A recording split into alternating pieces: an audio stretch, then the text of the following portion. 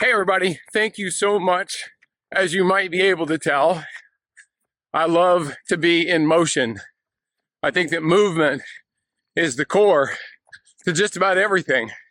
When I'm moving, my body feels good, my brain works better, and overall, I just feel like I'm a better part of the universe.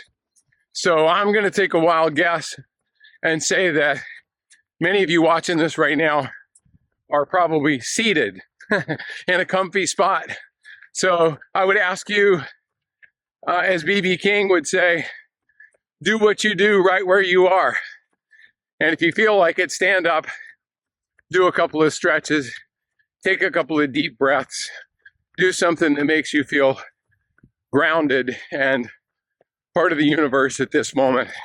And then we'll get on with this. So when I was 29 years old, my first son was born.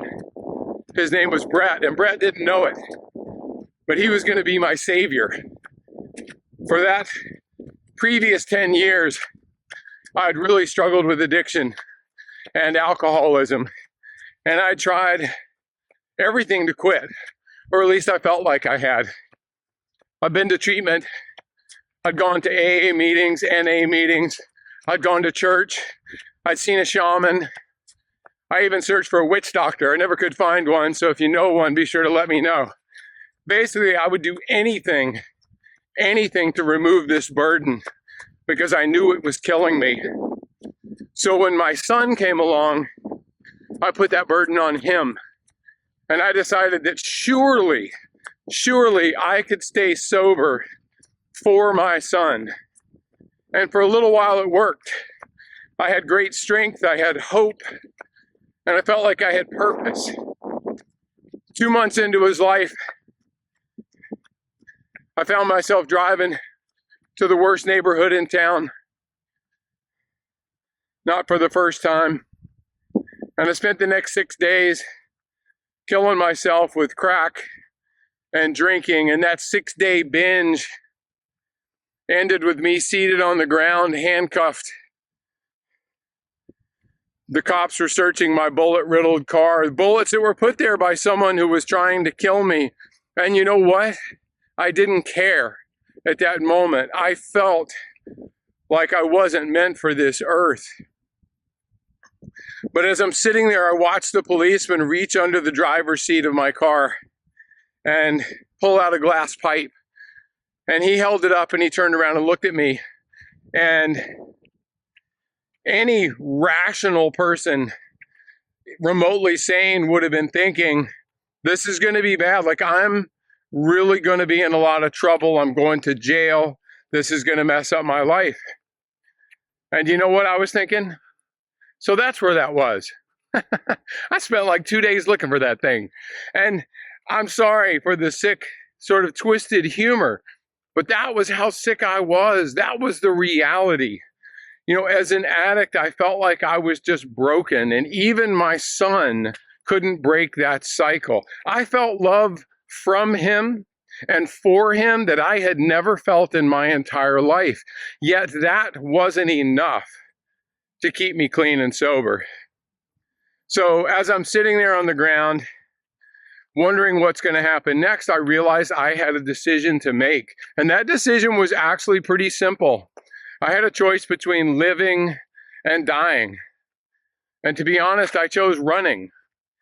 And what I mean by that is I recognized that nobody was coming to save me.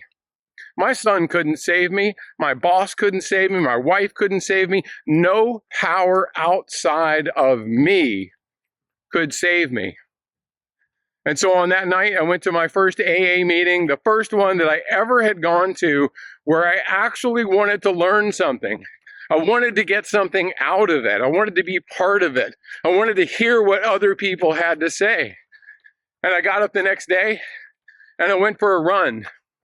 And that run was probably only 2 or 3 miles, super painful, ugly, awful. But I made a commitment that day to keep doing those two things. And for the next 3 years, without missing one single day, I went to a recovery meeting and I went for a run without missing one day. And I ran hard. I ran, in fact, 30 marathons or more during that 3-year period of time. Obviously, I had that whole addiction thing under control. And I say that jokingly because my behavior, at least from the outside, probably looked very similar to addiction, just without the drugs and the alcohol. And I wondered at times, had I just switched addiction? But the reality is, addiction is about being invisible. It's about hiding, about having no feelings, or if I dared had a feeling, I would drink or drug it away. Running, movement, is the exact opposite. When I'm running a marathon or longer, I will reach a point where there is nowhere to hide. There's nowhere to go but in this head and in this heart. And I have to find a way to keep moving. And so that's what I did. I just continued to find a way to keep on moving forward. And I think my mother said it best, as moms will sometimes. She actually looked at me after a couple of years of this really hard running. She said, it feels like you're trying to run the addict out of you. And I realized she was right. So what I was trying to do was literally take a scalpel of running and cut the addiction part of me out, because I thought that guy was trying to kill me. And it took those 3 years of running to understand that, in fact, addiction was my superpower, and it still is today. And without it, without those addictive qualities, I might not be good at anything. So if I could just find a way to harness the power of my addictive nature, my obsessive qualities, and point that energy at something meaningful and passionate, then maybe I could make a life for myself. So being the good addict that I am, I learned those wonderful lessons from running marathons. So I decided one day, what if I run 50 miles? What lesson would I learn then? What if I run 100 miles? What if I can run hundreds of miles across deserts and jungles and mountain ranges around the world? And that's what I did in 40 countries all over the planet. And ultimately, I ended up in the Sahara Desert, because that's where everybody ends up eventually, right? And I found myself trying to become the first person in history to run all the way across the Sahara, more than 4,500 miles. And this journey was the greatest lesson teaching moment that I'd ever had in my life, because I planned it for a year, and by the time I got to the west coast of Senegal to begin this run, I thought I had made every plan. I had thought about every contingency, everything that could go wrong, and I was wrong, because what I didn't plan on is that all of those things would go wrong at the same time, and that they would bring about a certain type of despair that I had never felt before.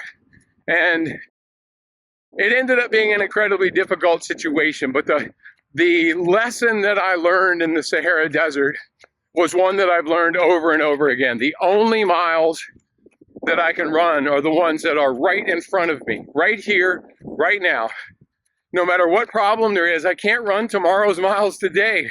And so if I focus on just getting through this day, this moment, then I have a chance of continuing on and being able to do it again tomorrow.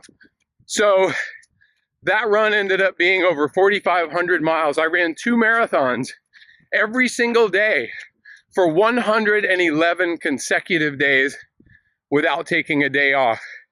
Matt Damon was kind enough to produce a documentary film about the experience, and together we started a nonprofit called H2O Africa. And H2O Africa is today known as water.org, and we are the largest clean water nonprofit in the world with over $1.5 billion in funding. And that all came from this crazy notion that doing something like running across the Sahara Desert could have some sort of an impact in the world. So I remind everybody in my orbit, never discount the crazy ideas. Do them because you want to do them. The only reason I did that run is because I wanted to see if I was capable of it. But so many other good things came out of it in the long run, no pun intended. So I want to leave you with this final thought. I try to live my life as much as possible through the ideal of what I call attraction rather than promotion. I still do a lot of really long races. I run 100-milers all the time, and people ask me, why are you still doing this?